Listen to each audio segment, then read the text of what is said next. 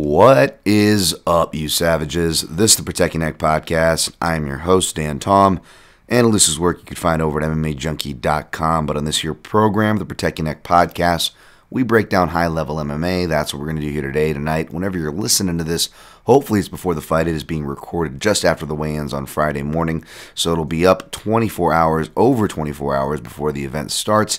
However, that's not a promise I can be proud of because I initially promised you guys Thursday night.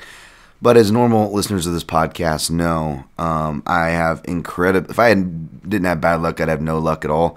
And anytime I promise a deadline, things just start coming out of the woodworks to continually make me look like that guy who is the late and procrastinating guy, as I probably am to many of you, which is fine. It just sucks because I kill myself and sacrifice literally as much as one could to bring you free content. So it was just a very frustrating week, and not just for me, for everybody. I'm not playing a violin here. It's a crazy time for all. In fact, we can't even turn on our timeline without seeing crazy, depressing news. So I'm not going to go there. I feel like, in my defense, folks, especially for old Dan Tom, I've been pretty good at not just giving you guys content and giving you extra content for what it's worth, and tethering it to MMA and avoiding the drama-rama. So I'm going to keep trying to do that here, folks. I'm just barely crossing the the finish line, as you can hear from my voice, which, again, longtime listeners know that's a tell that my system's been run over. And there's been a lot of that. So let's get through this. Let's make this an expedited for one. Check timestamps as per usual. We go from top to bottom, and I recap all my picks and plays, which will be light on the plays part. It's going to be a crazy card. We'll say why in a second. If you want to push forward, just want to get some shouts out of the way. Thanks to John Morgan for coming on my top 5 show.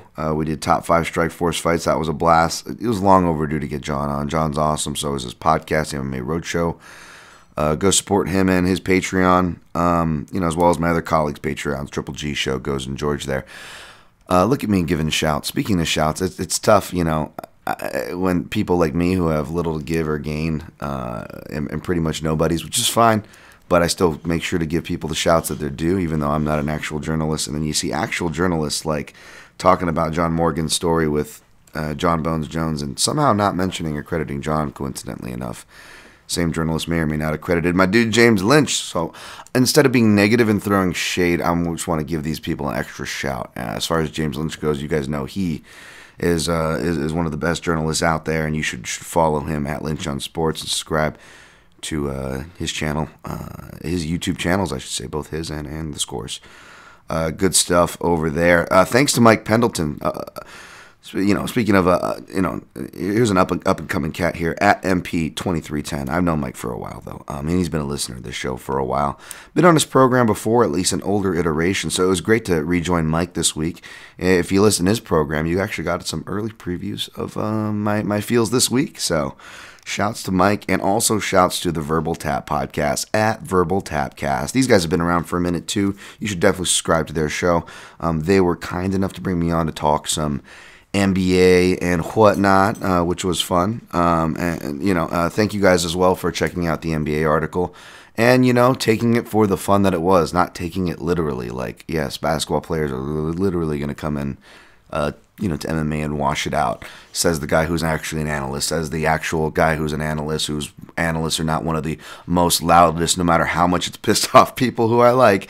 Detractors of pro athletes just automatically get God access to MMA and are guaranteed success, which seems to be the narrative that I've always thought is bullshit, and the statistics more than prove it. So believe me, I'm not trying to die on any hills. It was meant for nostalgia and for more newer fans to kind of appreciate the older generation. It really blew me away, like, how many people didn't like, again, Larry Bird's not an imposing figure. I'm not saying he's going to get, although I would take him over Gerard Gordeau after seeing some of the fights that Bird was in. The point was, Larry Bird got more fist fights than your, quote unquote super athlete of this generation, kids. The 80s basketball, you got to fucking respect it. And of course, 90s is my jam. So thank you guys for enjoying that, and for the people that, because again, there's not enough things to be politically charged about. Like, for the people that took it too seriously and were using that article as their launching point for the the whole non-lazy argument of the media clickbait. Like, dude, if you guys saw how much hours I put into that and how much I actually get paid and how little I get paid and how that little pay that I do get, it doesn't matter how much these articles click or not. Like, the article did do well, so thank you guys for what it's worth if you're curious. But like, I didn't make any more, is what I'm trying to say. So yeah, thank you guys for those of you who continue those narratives, which are fun. All right, 6 minutes in, we should already be breaking down fights. It's UFC on ESPN 9, UFC Apex, UFC Las Vegas.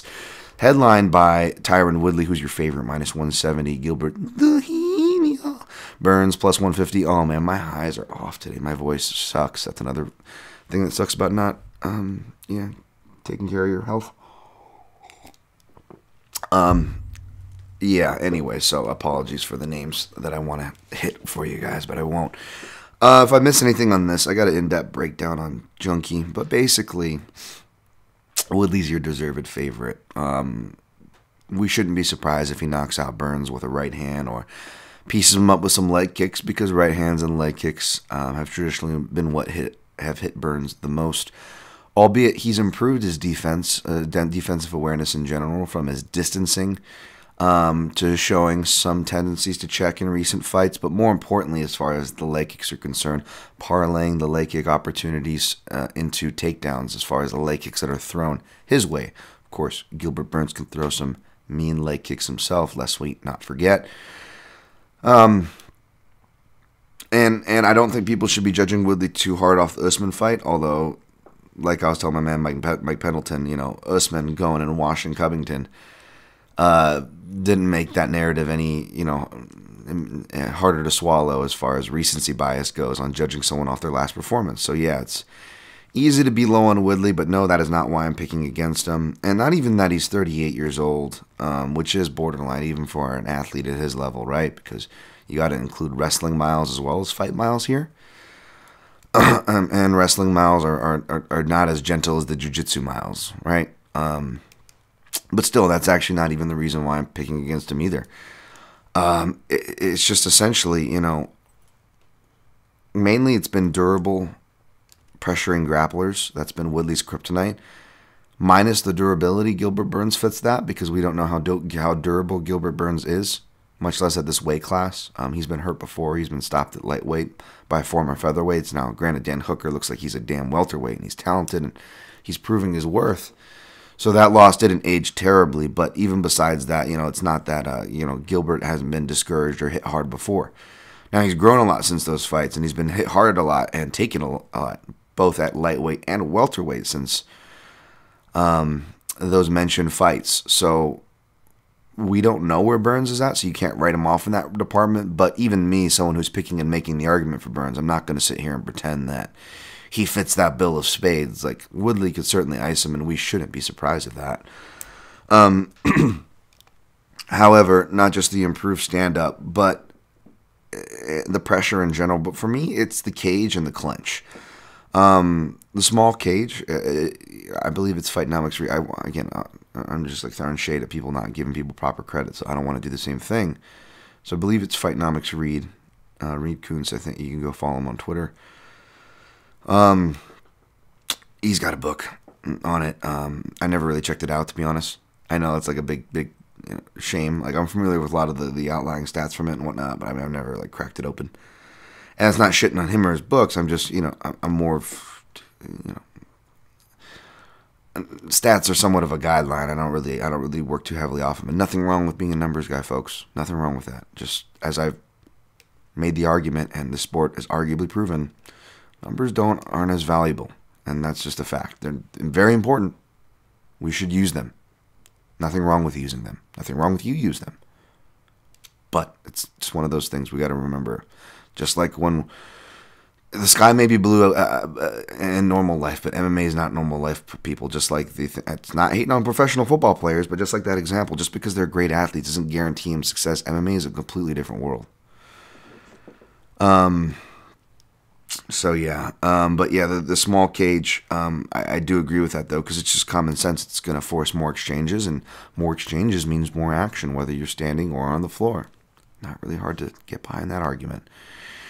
With that being said, that can either bring out the best in someone like Woodley, who in wins and losses and draws, prime, not prime, early to young to old and wise, what's the common thread? Conservativeness. So the small cage will either bring out the best in Woodley, or it'll exacerbate his worst. And after a crushing defeat that was just as, if not more crushing than we saw, that even Woodley himself still readily admits, which nothing wrong with that. You know me, I'm not one for, shitting on a fighter for showing vulnerability, God forbid. The strongest men show vulnerability. But at the same time, yeah, that's you got to listen to what Woodley's saying there. That's a crushing loss he took, and it messed with him mentally. You got to bounce back from that. You got to get your sea legs back in the small cage against a fighter who's dangerous on the feet and floor. You got to be turned on from the get-go. That's going to be that's the biggest test in this fight. That's the biggest question, and that's the biggest variable in this fight, no matter what side you're backing here. And for that reason, coupled with how these two operate in the clinch, I'm going to go with Burns. What do you mean, Dan? Woodley's one of the best takedown defenders. He can dictate where the fight goes. In fact, dictation is how Woodley wins his fights. You are correct. He does 92%. It only went down 3% from that Kamaru Usman fight, despite Usman washing him, right? That's how good Woodley's takedown defense and body of work is. However, he's still not offensive from those, even when he's stymieing people. And what have we been judging lately? Damage and offense. And even if we go back to 2010 judging, who's winning when a guy is getting pushed against the fence? Even if he's not getting the takedown, who's winning? It's the aggressor. So by both judging stereotypes / dare say standards of metric, those situations should favor Gilbert Burns, who not only is an underrated wrestler who, especially if Woodley's tired or caught out of position, don't be surprised if he gets a takedown on Woodley. But even if he doesn't get a takedown on Woodley, which is what kind of sold me, is that from even early Duhinho's career, he was throwing a wide variety of elbows inside the clinch space and staying really active there. So even if he's not scoring takedowns, he's going to be scoring on Woodley. And on those separations, when they separate from the clinch, Gilbert is really good at striking off the break. You know who seldom strikes off the break? Tyron Woodley. So if this becomes a stymieing affair in the clinch, I'm going to go Gilbert Burns.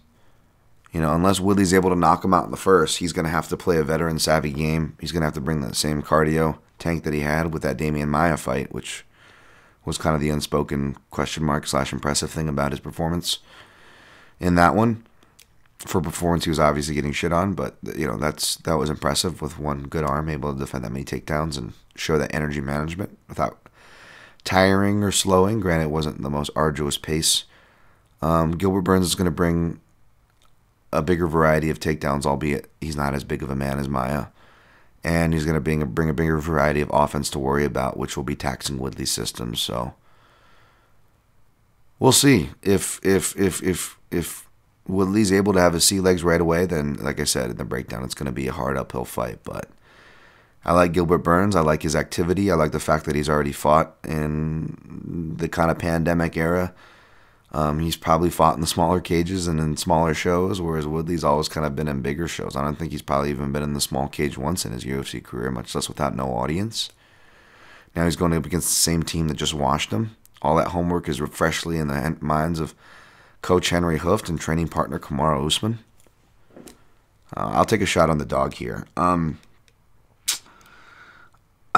guess I didn't take a shot. It's minus 160. So I'm kind of deciding if I want to play and how I want to go at it. Is I want to play Burns, but I don't want to play it too much because Woodley's the deserved favorite, and even just playing for fun, coming from a fan perspective, you don't want to end your note on a sour note, so you want to have some kind of hedge in place. Not that I'm a big hedge fan in general, by the way. I'm actually a very non-hedge guy. But in this case, I'm thinking about playing fight doesn't go the distance at minus 160 or minus 165. And playing that heavy on chalk and throwing a nice little coin there on Duhinho for the plus 150 dog money and maybe both cash. If not, Maybe one cashes because Duhinho either gets iced early or gas is out, and at that point you hope Woodley takes the opportunity to make a finish and make a statement for his career. So that's where I'm at, folks. I didn't quite play it, but that's where my head's at. Next fight, Augusto Sakai, who has now moved to the favorite at -115 against Blagoy. I like boy. Ivanov, -105. Jesus. Did he just say, sorry, folks, referencing an old podcast there. Mr. Ivanov? What would you like to order, sir? I like boy. No, we don't have that, sir. Okay, the hamburger then. Wow, Dan, that was tasteful. Listen, folks, despite the distasteful jokes, I'm a big Blagoy Ivanov fan. I mean, the guy's been stabbed in the fucking heart and still keeps going. People seem to forget that, so I'm glad that Dominic Cruz brought that up comically in his last fight, which was a competitive fight. And I was confident in him winning that fight. It just Derek Lewis didn't even do the Derek Lewis thing. Derek Lewis just showed up, used a jab and activity, and was fighting like the most smart fight we've seen him fight to date. So you can't hate on Blagoy for that. He took the shots. He hung in there. He was hitting some counters that he wasn't really getting credit for because whether it's commentary or judging, whether you're missing or not, it's the loud, heavy-hitting guys that are going to usually get the reaction, right? Not the crafty guys on the inside going to the body. However, I think going to the body is going to serve him great against Augusto Sakai. Augusto Sakai keeps a high guard, and despite working on his belly and looking like he's made his improvements there, hey, it's a guy who's got a belly himself. I'm not hating. Appreciate these dudes, in fact. But Augusto Sakai takes a lot of body shots, and I feel like that Blagoy Southpaw 2 is going to be there all damn day for him. Augusto Sakai, I don't think has faced a lot of southpaws either. So he's going to be dealing with a very durable, a very crafty one, and one that can outdo him in the clinch. So I don't know how much of a rush he's going to want to close distance with his combinations that really score for Sakai when he's in stride. So whether Blagoy's on the back foot or pressuring him, I actually see him getting the better of exchanges. But because of the way Blagoy fights and will counter, as I say before, judges don't know how to fucking see these things, which sucks. So it's always run the risk there. But if this line keeps moving, I'm waiting until I see a plus number. But if there's a plus number, I'm going to pull the trigger. Or if Blagoy at the very least stays at -105 and doesn't go back up by fight time, I'll just end up betting him at the line as is. But I'm waiting to hold out for some dog money for Blagoy. Like, boy. Yeah, okay, we'll go with Ivanov there. Jesus, Dan. We got Billy Quarantine. Billy, I'm sure that's probably already been said. I'm sorry if I'm stepping. I've had that habit lately. I keep saying things that, like, and great minds think alike, and I don't realize people within my circle have been either saying or covering these things. By the way, shout out again to the Fight Site and my dude, Tommy Elliott, writing about the turtle. That's going to be, you want to earn a way to Dan's heart. Be the only other guy out there talking about the turtle because no one does it enough, and Tommy Elliott did a damn good job. You should go check out that article on thefightsite.com. But Billy Quarantine, -130 versus, I've been waiting to say this name. I didn't get to say it last time, folks. He fought Spike Carlisle. Whether, we're going from Willie from The Simpsons or, George Carlisle, I think his name is, was it from like the Full Monty and all those movies, and what was it, Train Spotting? Carlisle.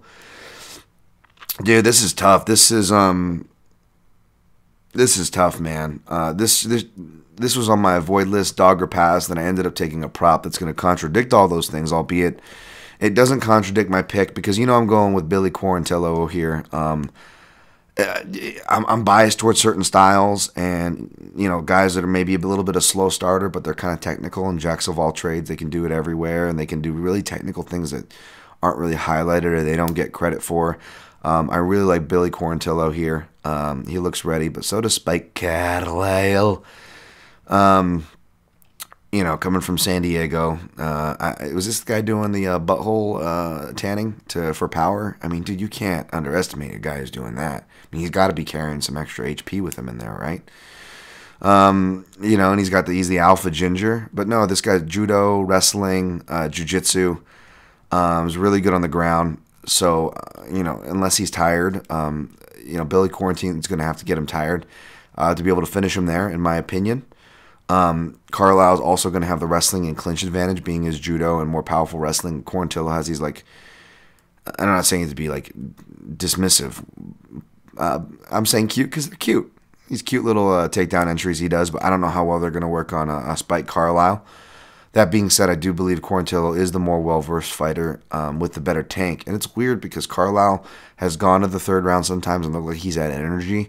But in his amateur or pro career, when he does lose, it is by decision, and he doesn't go to decision that much. So how much experience does he have there, and how much can you depend on him when he's got when he gets there, especially coming out as hyped as he is now? He didn't have to feel that adrenaline dump for his UFC debut, if there was going to be one, because he finished Alon Cruz early.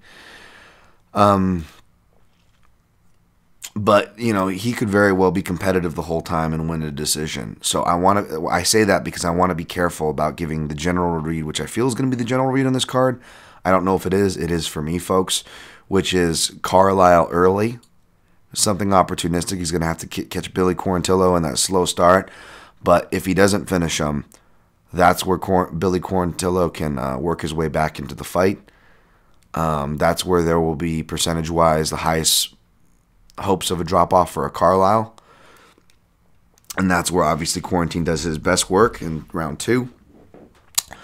So I think he's pulling away by round 3 in what will probably be a gritty, competitive decision, hard-fought decision, and a fight of the night.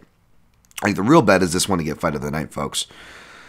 But even though I think it's probably going to be a gritty decision for Quarantine or an early, finish for Carlisle, I sprinkled on Quarantillo round 3 plus 1,000. Easy, Derek Love. Easy. It was a sprinkle. But yeah, that fight's going to be fun. Be careful on taking a side too hard either way, folks. Roosevelt Roberts minus 360. Brock Weaver comeback plus 300. Brock just missed weight. Minus 157 a little bit before recording this. Roberts already the deserved favorite. Yeah, hard to see where Roberts loses this fight too. Roberts also has some pretty decent experience against southpaws and at the UFC level, so that's not going to throw him off. Despite Brock Weaver, we're working with boxing, being proud of his boxing, and the commentators crediting for his boxing.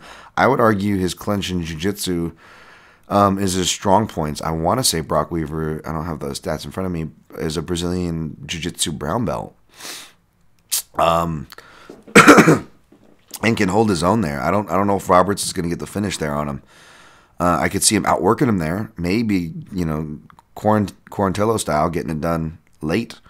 Because Roberts, thankfully for him, doesn't appear to be a guy that tires, which would be my only worry in this fight. I don't see Weaver submitting him. I don't see Weaver having that one-shot knockout power that can affect Roberts for the shots we've seen Roberts take thus far. So, yeah, man, I feel like Roberts is a safe parlay piece. I'm not sure if he gets it done inside the distance. I would go by decision.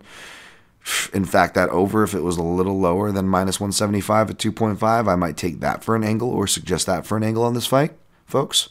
But, yeah, I think you're safe with Roberts no matter what the angle as far as parlay piece, straight up chalk or the over. Mackenzie Dern minus 420. 420, man. Versus Hannah Cyphers. Hannah Cyphers. Oh, God. Don't talk to Hannah Cyphers. Plus 335. That's another thing about what sucks about the political climate, because your boy here loves to. I'm hard to offend, man, and I love joking about a bunch of dictions and cultures and all that stuff in a fun way within context, and punching up, never punching down. That being said, man, it's like such a sensitive time where even people like me are just like, I don't even want to even go near anything. Wow, Dan, way to bring the podcast down. Jesus. Anyways, I got love for Hannah Cyphers and my brothers and sisters in the South, so don't let the twang that I'm putting on the name be offensive.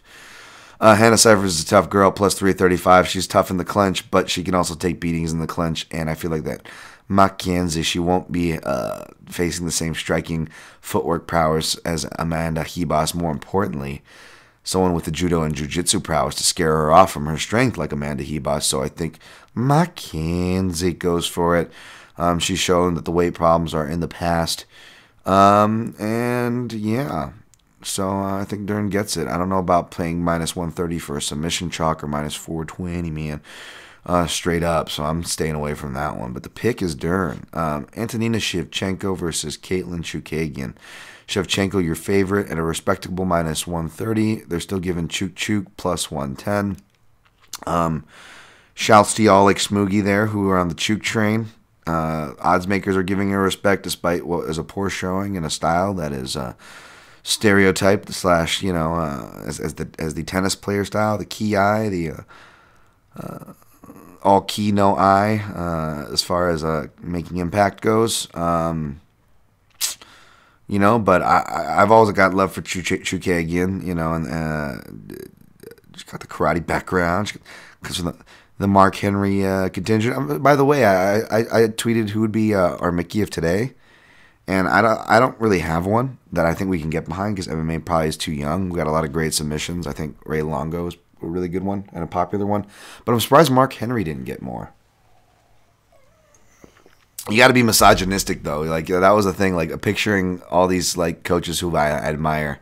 By the way, but like you got to have them say like misogynistic stuff too, like Mickey did. Like, get your little chicken asses out of here. Whoops, did I blow out the speaker? Yep. Feedback and monitor on. Sorry about that. Sorry for your ears. Woo! Feedback protection is on. Yeah, get your little chicken asses out of here. They don't like Rocky. I don't know, everything got a little blurry after my sexual escapade with Mickey. Dan, what director's cut did you watch? Back to the fights. I think Antonina Shevchenko, his countering style should be able to hold up. You got to really outwork her, kind of like I was telling my man Mike Pendleton. And Chookagian perhaps could do that and bullshit the judges, but I don't think she can outwork her in the clinch or the grappling aspects like Roxy Modafferi could, for example. Again, once it gets to the ground, if we're talking about submission for submission, she's got the edge. She's the brown belt, maybe near black belt at this point in Brazilian Jiu-Jitsu. That being said, Antonina gets some stylistic rub off her sister, all not being not strong. She's got a lot of the similar strong points, if that makes sense. So I'll go Antonina. I'm not playing that one either side, folks. That probably could be on the stay away. Everything's kind of an avoid list, so my avoid list had like a couple fights written down, and then I crossed them all out because everything's kind of an avoid. Yeah, I know. I'm a real hypocrite. Daniel Rodriguez minus 335 against Gabriel Green plus 275. Who is another Cali local. He's getting a shot. I know some people who know him are happy he's getting a shot. I think he's fought on Combate Americas. Saw some of his highlights there. Shouts to at Mr. Honky, Lord Honky Humongous there. I was watching some of those clips. Other than that, didn't dive too much on Gabriel Green or how he does against Southpaws, which is what he'll be facing against. One of my favorite combinations of fighters. You don't see him too much anymore, but jiu-jitsu boxers, man, Old school Diaz brothers, BJ Penn, the jiu-jitsu boxers. And Daniel Rodriguez looks to be carrying that flag. I don't know if I want to pay for the chalk for him inside the distance or the fight finishing inside the distance, but fight not seeing round 3 or fight not seeing the bell are options you can look at because Daniel Green has never seen a decision. Rodriguez has only seen 2, losing 1, so he doesn't like to go there. These are do-or-die guys, so if you want to take some kind of angle there, you're going to have to pay for it, unfortunately, at this point of the game. Jamal. I don't know why I got to say him like, Finding Forrester. Sean Connery. Jamal. Yes. Minus 117. Klidson Abreu, minus 103. I think I submitted Jamal Hill for my staff picks, even though those didn't get submitted. We had kind of just the shit show that it is with everything on all sides. We just had to submit our staff picks early as per usual, but like for the whole card, so which kind of throws me off. But I'm pretty sure I picked Jamal Hill. Athletically, a southpaw that that's going to be more rare to come by, and against a guy who's strong, stout, has a ground advantage over most on paper, like Klidson Abreu. Yeah, you're going to want an athletic guy who can counter or strike from range. That should be the guy to beat him. However, I agree with the money coming in on Abreu, who's been training with southpaws who could frustratingly stay away, and I discounted his partner for it, and his southpaw partner for it, Krzysztof Yutko, and look what happened there. So I'm not going to discount his training partner, who has been getting that frustrating southpaw look, among other good looks down at American Top Team. American Top Team also seems to be one of the more functioning gyms as far as for their pros go. or the groups that I've been seeing on social media. So I actually feel like I feel an Abreu here. I didn't play him because he is no longer plus money, so I missed that train. If he goes back to plus money, I will play Abreu. He is my last minute switch pick here, but this probably is a really volatile fight that you should avoid going heavy on either side. Tim Elliott, speaking of a volatile fight, here's another one. Tim Elliott minus 162, Brandon Royval plus 142. I'm going to go with Elliott for biased wrestling and scrambles because I think wrestling and scrambling out of submissions is the key to beat a guy like Royval, who wrestling seems to be his weakest link. Not that he's weak there. He knows what to do with submissions, and he can scramble very well, as someone in those weight classes should. His striking is, pretty nice and nicer than Tim's, and will have the edge there. However, Tim's movement in wrestling kind of is the on-paper recipe if you're going to build a guy to beat Brandon Royval. Then you got to add in my bias, and then my bias is strength. Another reason why I didn't want to do the show last night. I mean, you think I'm in a fucking conflicted shit mood today, folks. I mean, last night was really bad. That's another reason why I didn't want to record the podcast by promising it to you. And then one of the last fights I'm watching was like Brandon Royval and LFA, and like some dude posts against the fence and breaks his elbow. And Royval's just doing the celebrating, and I really hate it. I really hate just non-acknowledgement in the world. Like, that's Brownie scratching herself. Like, again, folks, I say it all the time. You don't have to agree or not. I'm not somebody who's trying to get you to agree. I'm the most non-red blue team person, my team versus your team person there is. But God forbid if we fucking acknowledge things, especially things like, not that are opinions, like sky is blue type shit in life. Boy, would it make things a lot easier. And what rubs me the wrong way is seeing people celebrate. Like, I really respect people say, like, when, a fighter wins by a cut, and with the commentary or the fighter that won says, a fighter doesn't want to win by a cut. You don't want to lose by a cut, but you don't want to win by a cut either. And that always stuck with me. I'm like, yeah, that's true. There's certain kind of honor in that, And, sorry for the dog, keep itching herself here. And this dude is just celebrating. And in short, thanks to, I think, Mark Montoya, because, I had to remind him twice to go check on his opponent, but Brandon finally goes, and he's a young kid, man. Like I say, just as much as I hold up on a pedestal guys like Clever to share for checking on their opponents and being a fucking class act, win or lose. Just like I say, you shouldn't condemn somebody, especially these younger fighters. But it's right up there with like Amanda Nunes's post-fight celebration, which I've only like recently started to get over from years ago, over in Invicta over Raquel Paolui, where she. Again, they do something that, credit to them, that makes them win the fight. But after the fighter is clearly out of it and hurt, they continue to hurt the fighter, which Brandon Royval continued to punch him. Which I get you kind of have to, but then at least go check. Like, it was clear the dude was like waving his hand like, I'm out of it, my elbow's dislocated. And he's sitting there fucking wailing on him and doesn't even acknowledge him to the very end. It's just kind of gross, just like when Amanda Nunes was elbowing unconscious Raquel Paolui's head in her celebration. And while the ref's trying to drag and save poor Raquel, and Amanda just running around like a fucking mad woman. I hate that shit. Sorry, folks. It just really disturbs me. Yeah, especially unnecessary head trauma. Someone who's been dealing with migraines. Another reason why I didn't do it. It's like when you have a video game percentage, folks, when you have really bad head trauma. Like if everybody's at an arbitrary 100 in the Street Fighter game, after you have really bad head trauma, like you're lucky to be at 65 to 75%, like for the rest of your life. And you have to operate the rest of your day and things and moods at a severe handicap. So yeah, as somebody who's actually suffered the head trauma and been in there, I carry opinions. All right. Wow, Dan, you're on one today. Casey Kenny minus 270, Louis Smoka plus 230. You know me, man. I'm going to be rooting for the Hawaiian here, but at the same time, you can't deny Casey Kenny. Not only can he scramble, he can contain some of the best scramblers with his judo and wrestling. His striking ain't bad from the southpaw stance. It's hard to say, though, because we don't know where Louis Smoka... Brownie, it's okay, baby girl. We don't know where Louis Smoka is going to be. I think we haven't seen him since May or June or something last year, and he's can't change and really been doing some positive things. So it's really tough to say with Louis Smoka what you're going to get. My heart's going to be with Louis Smoka. I'm going to be picking Kenny. I don't blame people for using Kenny as a parlay piece, but I have no plays here, if that makes sense, folks. Pick is Kenny. Line is now even. Vince Morales, who was the underdog, against Chris Gutierrez. It's a close fight. It's probably going to be a striking fight between two guys who have yet to be finished, so that's going to be dicey. And I was initially leaning toward Gutierrez, the initial favorite. However, dude, he's like training in Guatemala and all over the place. I mean, I've seen him in like Factory X, his main gym, so to speak, as recently as March. But I don't know. Whereas Vince Morales looks like he got a good camp in an American Top Team, and that kid's a dog. I don't think he lost that last fight, although against Benito Lopez, although he made a lot of questionable decisions that made it a murky decision regardless of how you saw it going. So that's not very confidence-inspiring. So I was going to say it's dog or pass, but if this line keeps moving, I say just go with my initial pick of Gutierrez. But, yeah, that's how close this fight was, folks. I was initially on Gutierrez. Then I was liking Morales, that he was dog money. But now that it's even, it's that close where it's like you take what you got plus money on kind of a fight.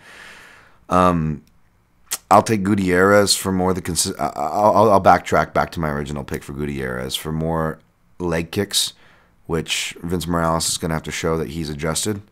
Gutierrez will score with those, and he's more consistent in that realm. So it's going to be a gritty decision either way, but I'll go Gutierrez, and your money should be on whoever the dog is. All right, apologies for that. I mean, you thought that breakdown was bad, folks. You could have imagined if I did it last night, and I was even more pissed off last night. So let's just get through it. I got love for everybody. Love your brothers and sisters out there, and give credit where credit is due. That's all I'll say. Taking Gilbert Burns over Tyron Woodley. Taking Ivanov over Augusto Sakai. Taking Billy Quarantine over Spike Carlisle. Taking Roosevelt Roberts over Brock Weaver. Taking Mackenzie Dern over Hannah Cyphers. Taking Antonina Shevchenko over Caitlin Chukagian. Taking Daniel Rodriguez over Gabriel Green. Taking taking Klidson over Jamal Hill.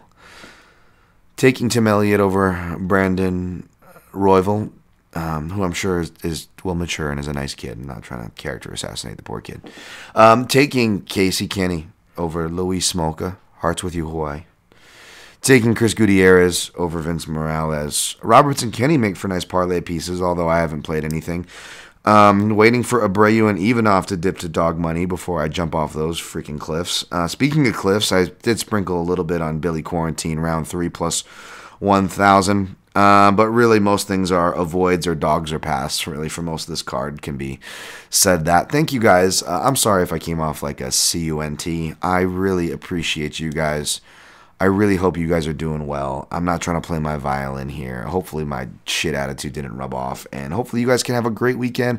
I hope you guys bets cash, even if they're going against my picks. You know that's not me here. I don't care. I'm just trying to help you guys provide some free content. And little do you guys know, you guys saved me on multiple occasions. If it wasn't for this show and the reason to do this show, which is you guys, man, I would be an even more miserable prick, put it that way. So thank you guys. Much love. Have a good weekend. And stay healthy. And always protect your neck.